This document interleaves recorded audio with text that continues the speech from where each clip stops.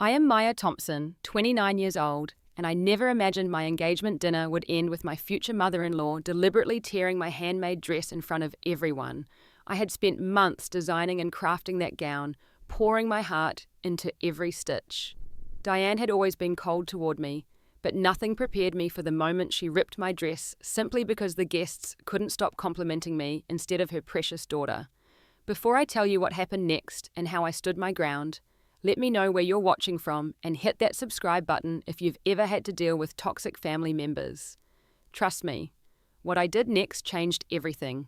I grew up in a working-class neighborhood on the south side of Chicago where my parents taught me the value of hard work and creativity.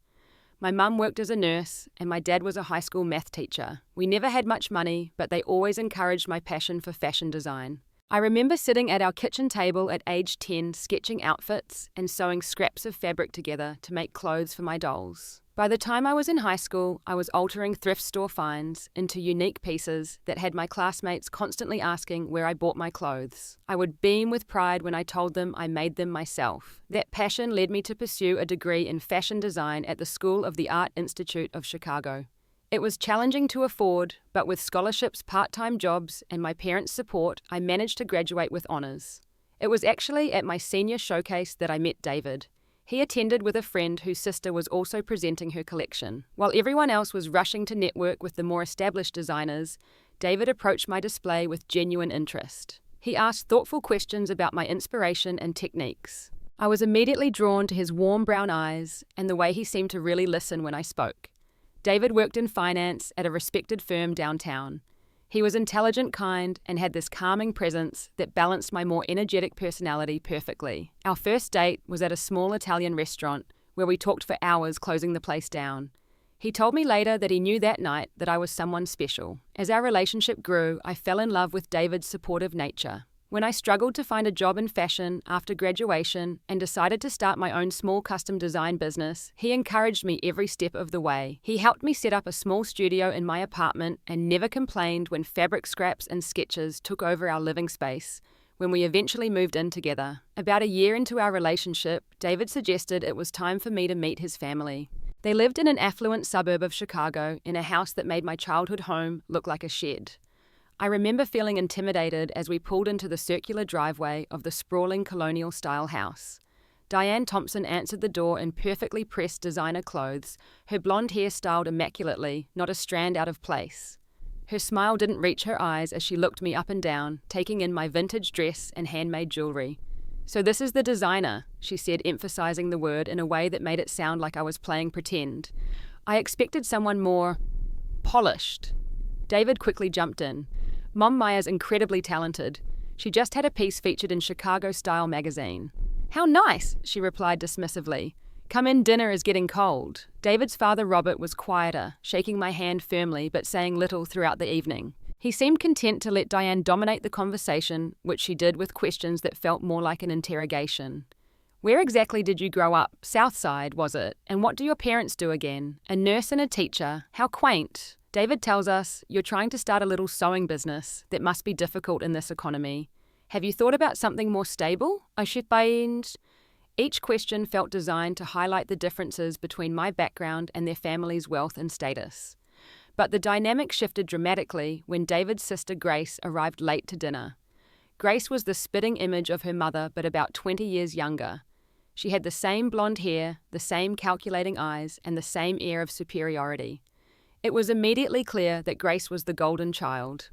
Diane's entire demeanor changed when her daughter entered the room. "There's my beautiful girl. Let me look at you. That dress is stunning. Is it the new Valentino? You always know exactly what suits you."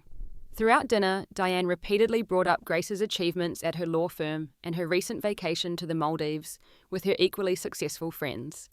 The message was clear: Grace was the standard, and I didn't measure up. Despite the uncomfortable first meeting, David and I continued to grow closer. After 2 years together on a beautiful summer evening by Lake Michigan, he proposed with his grandmother's vintage ring. I was ecstatic and immediately said yes. The joy we felt was pure and perfect in that moment, before I realized what would come next, planning a wedding with Diane. As our engagement celebration approached, I decided to design and create my own dress for the dinner party. I wanted to showcase my talent and passion, proving to myself, and maybe a little to Diane, that my career choice was valid and valuable. I spent months sketching designs, selecting the perfect fabric, a beautiful silk in a deep emerald green that complemented my olive skin tone and dark hair, and carefully crafting every detail. The dress was my statement piece, elegant with subtle beading along the sweetheart neckline, and a flowing skirt that moved like water when I walked. David was amazed when he saw the finished product. "Maya, this is incredible.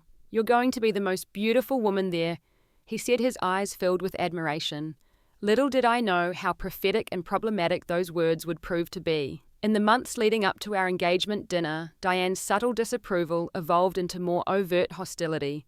It began with small things, suggesting venues for the dinner that were inconveniently located for my family, dismissing my input on the menu, and repeatedly forgetting to include my parents in planning emails. "I just think the Lakeside Club would be more appropriate," Diane insisted, during a particularly tense phone call. "Your parents might not feel comfortable at such an upscale venue, but it's where we've held all our important family celebrations." "My parents will be fine anywhere," I replied, trying to keep my voice level. "But the restaurant David and I chose is meaningful to us. It's where we had our first anniversary dinner." She sighed dramatically. "Well, I suppose we can make do with your little restaurant, though I'm concerned about the quality of the food for our guests." The restaurant was actually a well-respected establishment with a Michelin-starred chef, but Diane consistently found ways to belittle our choices. When the conversation turned to family traditions we wanted to incorporate into our wedding, Diane was quick to dismiss my suggestions. "A unity candle." "That's so overdone, Maya. The Thompsons have always had a champagne tower." "Grace will have one at her wedding, of course." "But David and I discussed it, and we both like the symbolism of the candle," I explained. "Well, perhaps you can have your candle at some point, but the champagne tower is non-negotiable. It's tradition." David tried to mediate these conflicts, but he often took the path of least resistance, suggesting compromises that usually felt like concessions on my part. "Maybe we can do both, Maya," he'd say. "It's not worth fighting about." But it wasn't just about candles or venues. It was about Diane systematically undermining me and my family at every turn. The situation worsened when Diane insisted on taking Grace wedding dress shopping, even though we were months away from that stage of planning. "I thought it would be nice for Grace to try on some gowns," Diane explained when I asked why I wasn't included. "Just to get ideas for when it's her turn. You understand."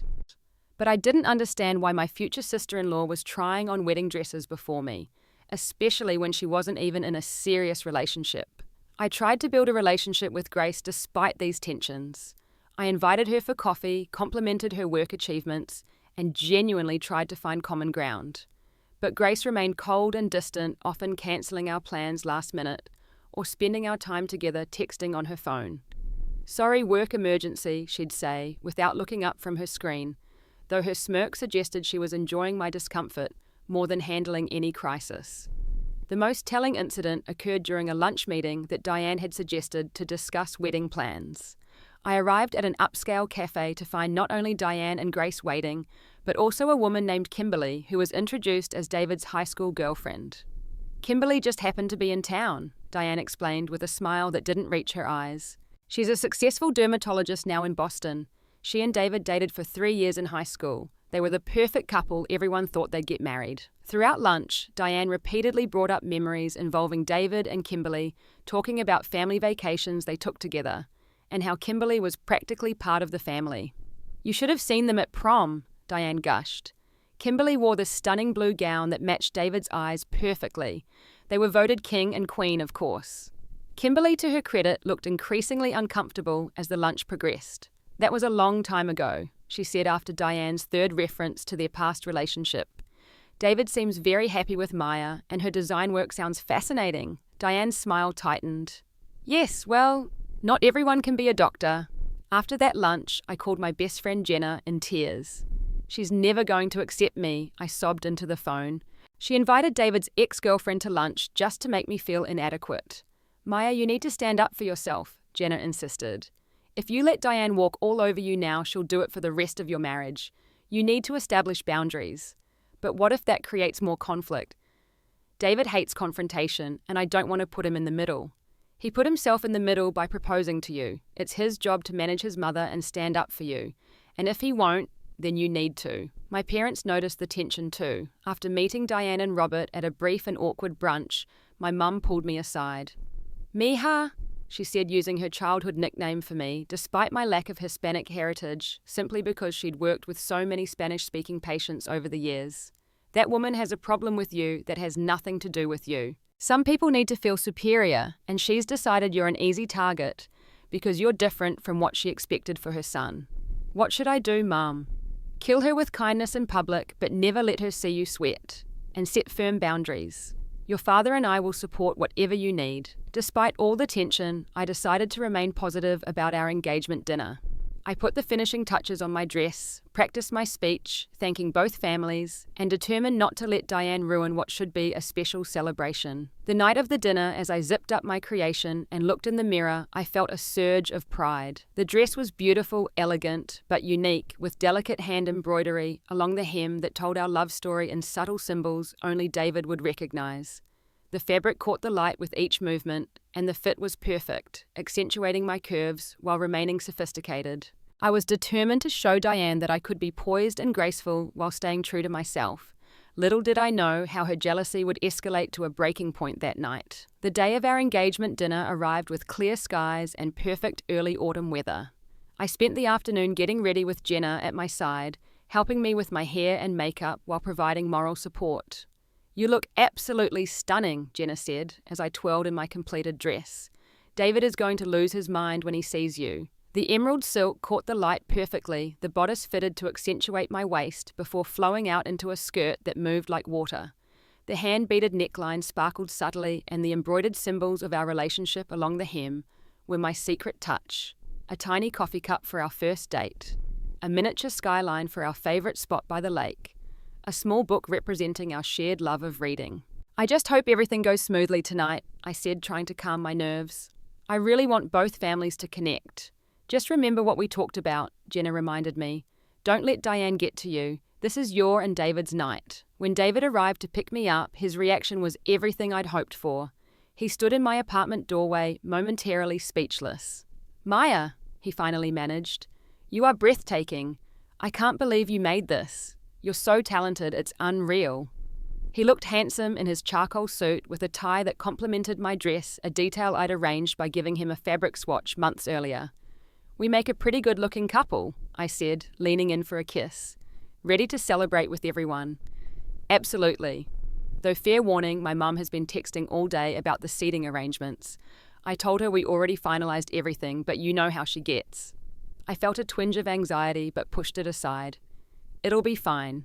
Let's focus on enjoying ourselves." We'd chosen an upscale restaurant with a private dining room that overlooked the Chicago River. The space was elegant, without being stuffy, with soft lighting from crystal chandeliers and tables adorned with arrangements of white roses and greenery. I'd worked with the event coordinator to ensure everything was perfect, from the champagne selection to the personalised menu cards. When we arrived, the maitre d' escorted us to the private room, where a few early guests were already mingling. My parents arrived shortly after us, my mother elegant in a navy blue dress and my father looking distinguished in his best suit.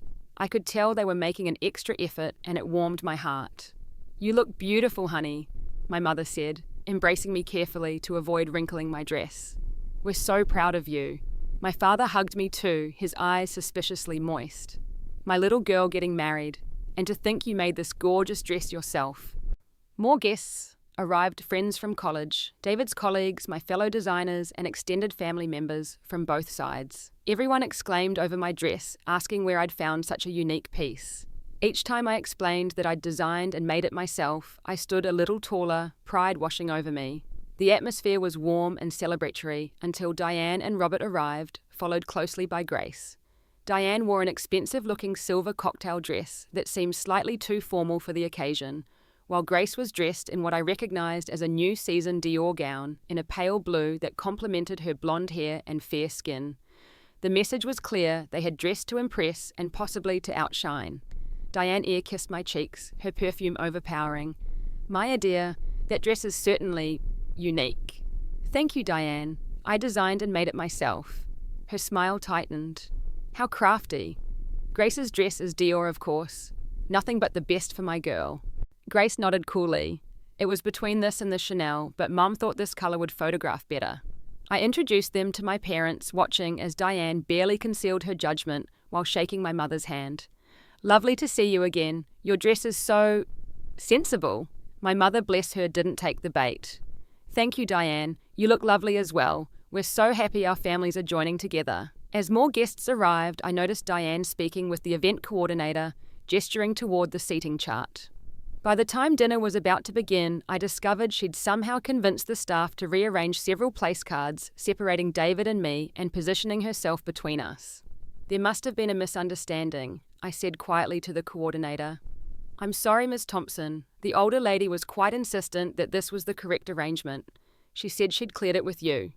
"She definitely did not," I replied, but seeing the stress on the coordinator's face, I decided not to make an issue of it. "It's fine. We can leave it." David seemed oblivious to the manipulation, chatting happily with guests as we took our seats. Throughout the appetizer course, I tried to maintain a positive attitude, despite being seated between Robert, who barely spoke, and one of David's cousins I'd never met before. Across the table, I noticed Diane and Grace repeatedly whispering to each other while glancing in my direction, their expressions a mix of smugness and disdain. When they thought no one was watching, Grace would mimic my gestures, making Diane cover her mouth to hide her laughter. The tension built as the evening progressed. My father gave a heartfelt toast that brought tears to my eyes, speaking about the value of partnership and how proud he was to welcome David into our family. The guests applauded warmly, and I felt a moment of pure joy. Then Diane stood glass in hand. "As mother of the groom, I'd like to say a few words as well." Her toast started pleasantly enough with anecdotes about David's childhood, but soon took a subtle turn. David has always been ambitious and focused. When he was just 7, he told me he wanted to be successful enough to give his future wife everything she could ever want. I'm sure he never imagined that would include funding a startup fashion business. There were awkward chuckles from some guests, while others shifted uncomfortably. David frowned slightly but said nothing. Diane continued. "Of course, we always imagined David with someone from a similar background. In the Thompson family, we value tradition and stability, but David has chosen Maya, and we respect his choice." To the happy couple. The toast left a sour taste in the room, the celebration momentarily dampened by her backhanded comments. I caught my mother's eye across the table, and she gave me a small encouraging nod. As the main course was served, several guests complimented my dress, particularly a fashion editor friend who asked detailed questions about the construction and design. Their genuine interest seemed to irritate Diane more and more, her expression darkening with each compliment directed my way instead of toward Grace. Little did I know this building resentment was about to erupt in a way that would change everything. After the main course was cleared, I decided it was my turn to give a toast. I stood up, champagne flute in hand, feeling nervous, but determined to bring the focus back to celebration and gratitude. The room quieted as I prepared to speak, all eyes on me. "I want to thank everyone for being here tonight to celebrate our engagement." I began, my voice steady despite my nerves. "David and I are so grateful to be surrounded by the people we love most as we begin this journey together." I went on to thank my parents for their unwavering support, David's father for his quiet kindness, and our friends for their encouragement. I deliberately included Diane in my thanks, hoping to extend an olive branch. "And thank you, Diane, for raising such a wonderful man. David's compassion and integrity are a testament to his upbringing." As I spoke, I noticed several guests nodding approvingly. My dress caught the light of the chandeliers, the emerald silk shimmering with each small movement. David was looking at me with such love in his eyes that I felt a surge of confidence. After I finished my toast to warm applause, one of David's colleagues called out, "Maya, your dress is absolutely gorgeous. Is it a designer piece?" Before I could answer, another guest joined in. "I was wondering the same thing. It's stunning, the cut, the color, everything." I smiled, feeling a moment of professional pride. "Thank you. Actually, I designed and made it myself. I'm a fashion designer." This revelation led to impressed murmurs and even more questions. Someone asked if I took commissions, and another guest wanted to know if I had a boutique. For a brief moment, I felt truly seen for my talent, not just as David's fiancée. "Maya has incredible skill," David added proudly. "You should see her studio. The designs she's working on are amazing." I could feel Diane's eyes boring into me as the conversation centered around my work and my dress. Across the table, Grace was fidgeting with her napkin, clearly displeased that the expensive Dior gown wasn't receiving the same attention. The breaking point came when David's grandmother, a sweet woman in her 80s, who had been quiet most of the evening, called me over. "Come here, dear. Let me get a closer look at your handiwork," she said, her voice warm with genuine interest. I made my way around the large table, stopping to speak briefly with guests as I passed. When I reached David's grandmother, she took my hands in hers.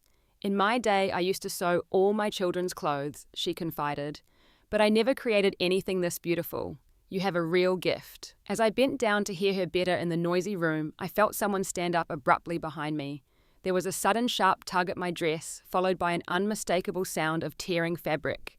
I froze the room, falling instantly silent. Turning slowly, I saw Diane standing there, a large section of my skirt gripped in her hand. The tear ran from the hem almost to my knee, exposing my leg and destroying months of detailed handwork in an instant. "Oh my," Diane said, her voice dripping with false concern. "How clumsy of me. I must have caught my bracelet on your dress when I stood up. These homemade garments can be so fragile." But her eyes told a different story. There was a flash of satisfaction, even triumph, before she arranged her features into an expression of contrived dismay. I knew in that moment that she had done it deliberately, unable to stand seeing me receive praise instead of her daughter. The room was so quiet you could have heard a pin drop. David's grandmother gasped. My mother half rose from her seat, her face a mask of outrage. David sat frozen, his mouth open in shock. I felt the blood drain from my face as I looked down at my ruined creation. Months of work, hundreds of hours of detailed stitching, the careful beading and embroidery, all compromised in an instant of jealous cruelty. "I'm so sorry," Diane continued, not sounding sorry at all. "Perhaps this is why people usually buy professional clothes for important occasions." Grace smirked behind her napkin, and I saw Robert staring intently at his plate, unwilling to meet anyone's eye. Tears welled up as I stood there exposed and humiliated in front of everyone we knew. The damage was substantial enough that part of my thigh was visible through the tear, making the elegant dress suddenly look tattered and inappropriate. I started to speak, but found my voice failing me. The lump in my throat made it impossible to respond. David finally seemed to process what had happened. "Mom, what did you do?" His voice was quiet, stunned. "It was an accident, David," Diane snapped. "Don't make a scene." My father stood up, his expression thunderous. "That was no accident. I saw what you did." The room began to buzz with uncomfortable whispers. I felt dozens of eyes on me, pity and second-hand embarrassment in their gazes. It was too much. "Excuse me," I managed to whisper, before turning and hurrying from the room, one hand holding the torn fabric together as best I could. I made it to the ladies' room and locked myself in a stall before the tears came in earnest. Leaning against the wall, I let the sobs rack my body as the full impact of Diane's cruelty hit me. It wasn't just about a ruined dress. It was about her making it crystal clear in front of everyone we cared about that I would never be good enough for her son, never be accepted into her family.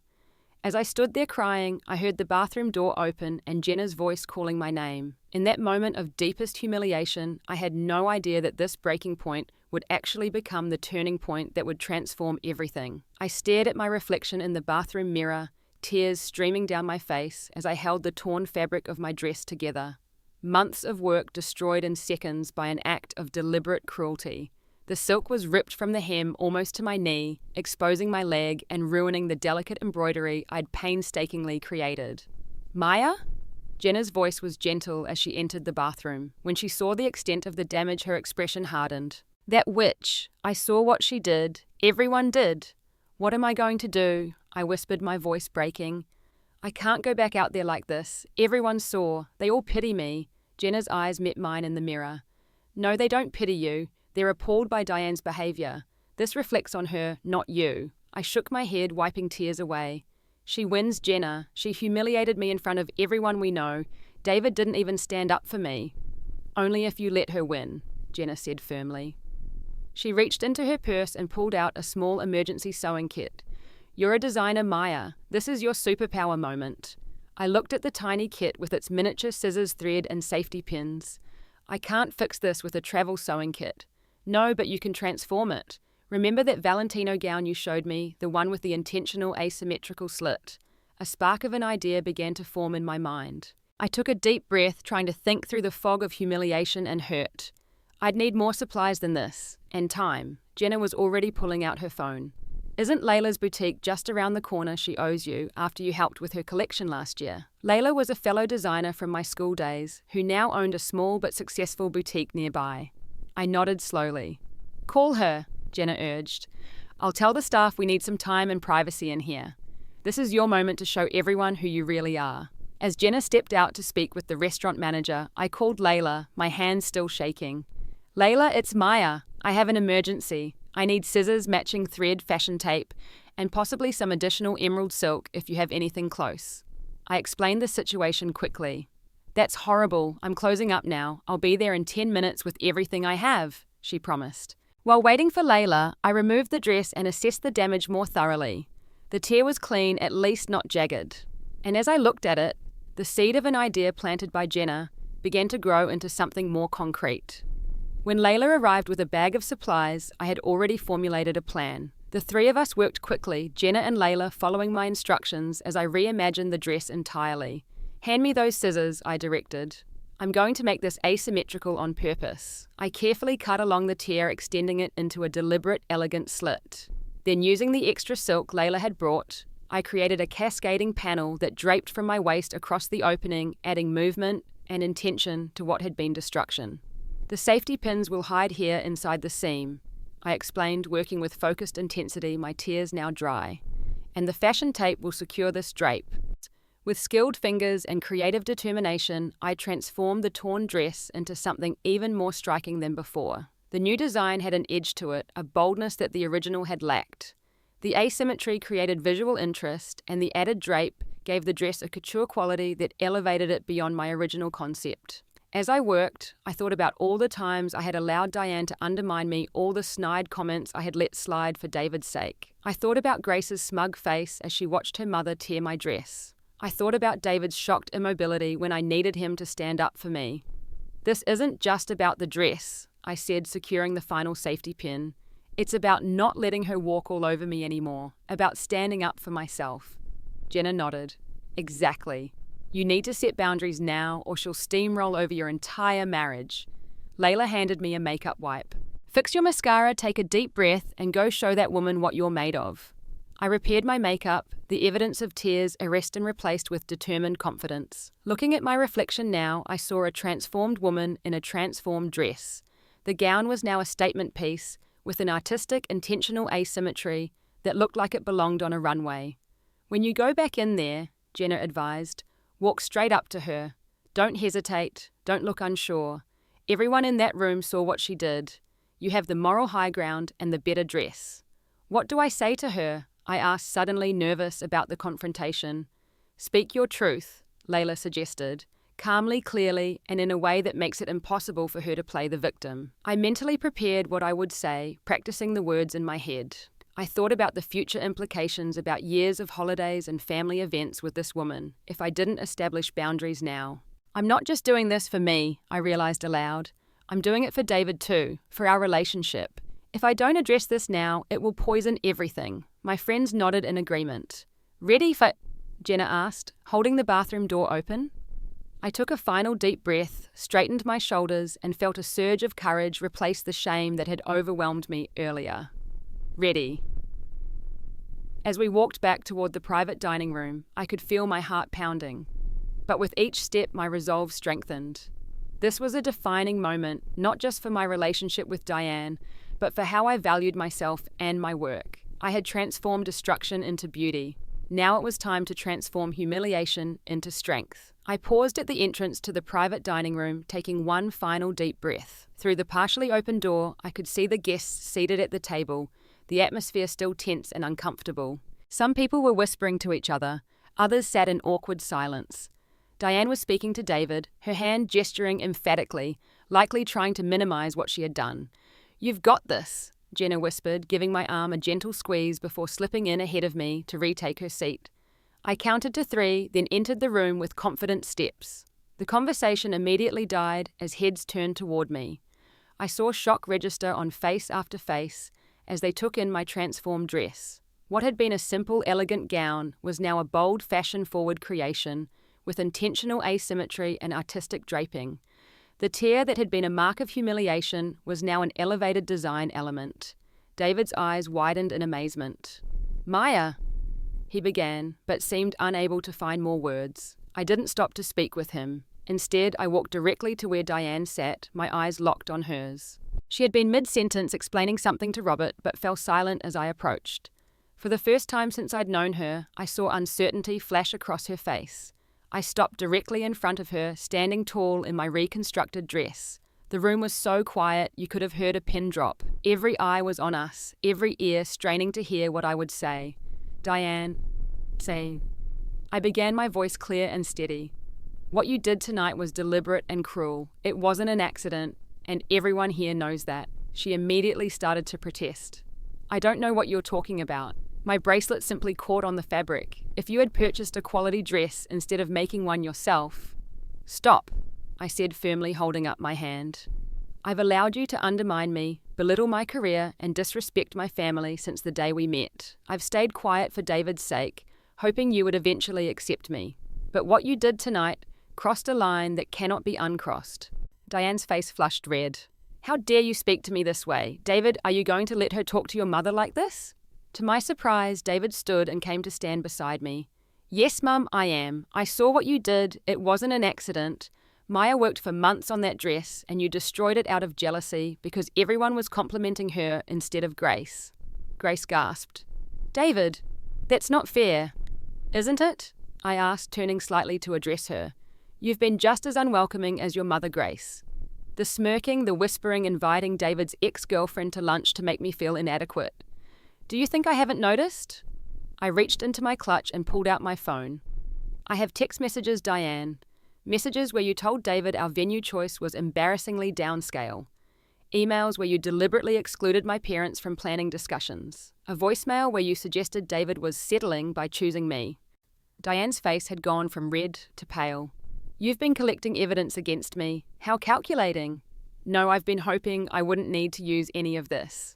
Hoping that you would eventually see me as a person worthy of your son's love. But tonight showed me who you really are, and I want to be very clear about something." I leaned in slightly, making sure she couldn't look away. "I am marrying David. I will be his wife, and while I would prefer to have a positive relationship with you, I do not need your approval to be happy. What I do need is your respect, if not for me, then for the boundaries I am setting right now." The room was utterly silent, every guest frozen in place, watching this confrontation unfold. "From this moment forward," I continued, "there will be no more backhanded compliments, no more undermining comments, no more attempts to exclude my family or devalue my career. If you cannot treat me with basic courtesy and respect, you will not be included in our wedding planning celebrations or eventually in our lives together." David squeezed my hand supportively.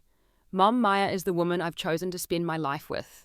If you can't respect her, you're disrespecting me too, and I won't stand for it anymore." Diane looked genuinely shocked now, as if she'd never imagined her son would actually stand up to her.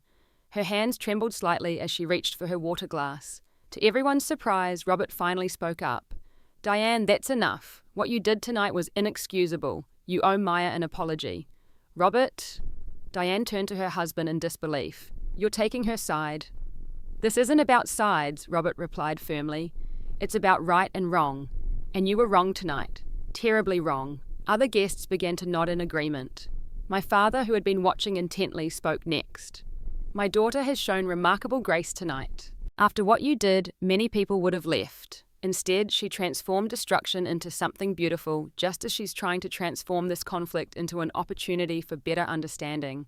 That shows character." Diane looked around the room, suddenly realizing she had no allies in this situation. Even Grace seemed uncomfortable now, unable to meet anyone's eyes. Diane began, then stopped. For perhaps the first time in her life, she seemed at a loss for words. I took a deep breath. "I'm not asking for an apology tonight. What I'm asking for is change. Real, lasting change in how you treat me and my family. Think about what kind of relationship you want with your son in the future, because that's what's at stake here." I turned to address the entire room. "I want to apologize to everyone for this uncomfortable situation. Tonight was meant to be a celebration of love and family coming together. While it hasn't gone as planned, David and I still want to celebrate with all of you. The night is still young, and I believe there was mention of dessert. This broke the tension slightly, with a few relieved chuckles from the guests. The servers, who had been hovering uncertainly near the doors, took this as their cue to begin bringing in the dessert course.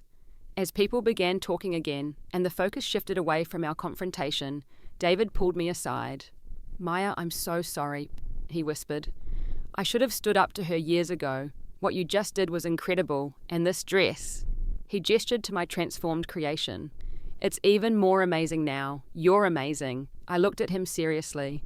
"We need to talk more about this later, about what happened tonight and what it means for our future with your family. But right now, let's try to salvage this evening for our guests." David nodded and we rejoined the table. Diane remained subdued for the remainder of the dinner, barely speaking and avoiding eye contact with me. Grace seemed equally uncomfortable, while Robert made an effort to engage positively with my parents. As the evening wound down, several guests approached me individually, expressing admiration for both my redesigned dress and my handling of the situation. David's grandmother held my hands and told me she was proud to welcome me to the family. Even a few of Diane's friends made a point of complimenting my work and my composure. By the end of the night, the power dynamic had shifted permanently. I had set clear boundaries and expectations for the future of our family relationships. Diane might have torn my dress, but in doing so, she had inadvertently given me the opportunity to show my strength, creativity, and dignity in a way that changed everything. As we said goodbye to the last guests, I felt exhausted but triumphant. The confrontation had been terrifying but necessary. And while the road ahead with Diane wouldn't be easy, I knew I had found my voice and would never allow myself to be silenced again. The days following our engagement dinner were a whirlwind of processing and adjustment. David and I spent hours talking through what had happened and what it meant for our future. Sitting in our apartment the morning after, still emotionally drained, we had the most honest conversation of our relationship. "I failed you last night," David admitted, his voice heavy with regret. "When my mother tore your dress, I just sat there. I was so shocked I couldn't even move." I took his hand across our kitchen table. "You did freeze in the moment, but you stood beside me when I confronted her. That matters." "It's not enough," he insisted. "I should have been the one confronting her. I've let her behavior slide for so long, making excuses because it was easier than standing up to her." "Why do you think that is?" I asked gently. David was quiet for a moment, considering. Growing up, keeping the peace was my job. My father never stood up to her, and Grace always allied with her. I learned that challenging my mother meant conflict, tension, sometimes days of silent treatment. It was easier to go along with whatever she wanted. "But we can't live our lives that way," I said. "Last night showed me that if we don't establish boundaries now, your mother will try to control every aspect of our marriage." He nodded slowly. "You're right. And seeing you stand up to her like that with such dignity and strength, it showed me what I should have been doing all along." He squeezed my hand. "I promise you, Maya, from now on I will never let anyone, including my mother, disrespect you." True to his word, David arranged a meeting with his parents at their home the following weekend. I was nervous about facing Diane again so soon, but knew this conversation was necessary. When we arrived, Robert answered the door instead of Diane, which was unusual. He welcomed us warmly and led us to the living room where Diane sat stiffly on the sofa. She looked tired, the perfect composure she usually maintained slightly frayed around the edges. "Mom, Dad," David began once we were seated. "Maya and I want to talk about what happened at the dinner and how we move forward from here." "I think everything was said quite clearly at the restaurant," Diane replied coldly. Maya made her feelings known to everyone present. "What Maya said needed to be said," David responded firmly. "But we're here because despite what happened, you're still my parents. We want to find a way forward that works for everyone." I decided to speak directly to Diane. I meant what I said about boundaries, but I also meant it when I said I would prefer to have a positive relationship with you. That's still possible, but it requires change. "You expect me to simply accept being spoken to that way in public?" Diane asked, indignation colouring her voice. "What did you expect would happen when you deliberately tore my dress in public?" I countered calmly. Robert cleared his throat. "Diane, we agreed to listen." Something in his tone made me realise that Robert and Diane had likely had their own conversations since the dinner. There was a new firmness in Robert's manner, a subtle shift in the dynamic between them. David laid out clear expectations for moving forward, respect for both of us and my family, no more undermining comments, and a genuine effort to get to know me as a person rather than seeing me only in terms of my background or career. To my surprise, after some initial resistance, Diane's demeanor gradually softened. "I've always had a specific vision for David's life," she admitted. "When he chose someone so different from that vision, I reacted poorly." "That's not an excuse," she added quickly. "Just an explanation. I understand having expectations," I said. "My parents had their own hopes for me, but they adjusted those expectations because they prioritized my happiness over their vision." "Robert and I have been discussing this at length," Diane said, glancing at her husband. "He's made it clear that my behavior has been unacceptable, and seeing how David stood by you at the dinner, I realize I may lose my son if I don't make changes." It wasn't a full apology, but it was a start. We ended the meeting with tentative plans for a quiet lunch the following week, just Diane and me, to begin building a different kind of relationship. A few days later, I received an unexpected text from Grace asking if we could meet for coffee. Curious and cautious, I agreed. The Grace who met me at the cafe seemed different from the cold, superior woman I'd known. There was a vulnerability to her that I'd never seen before.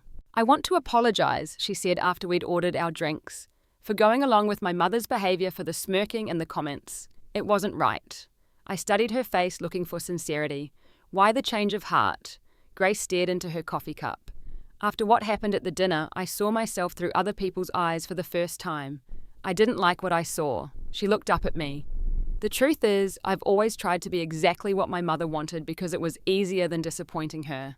But watching how you stood up to her, how you refused to be diminished, it made me question a lot of things." "Like what? Like why I went to law school when I actually wanted to study art history? Or why I keep dating men my mother approves of instead of following my own heart?" She gave a small, sad smile. "It's exhausting trying to be perfect all the time." For the first time, I felt a genuine connection with Grace. "It's never too late to start making your own choices. That's why I wanted to talk to you. How do you do it? How do you stay true to yourself despite the pressure?" That coffee meeting became the first of many. Gradually, Grace and I developed a tentative friendship built on genuine understanding rather than competition. She even started taking evening art history classes, a small act of independence that represented a much larger internal shift. The wedding planning proceeded with clear boundaries in place.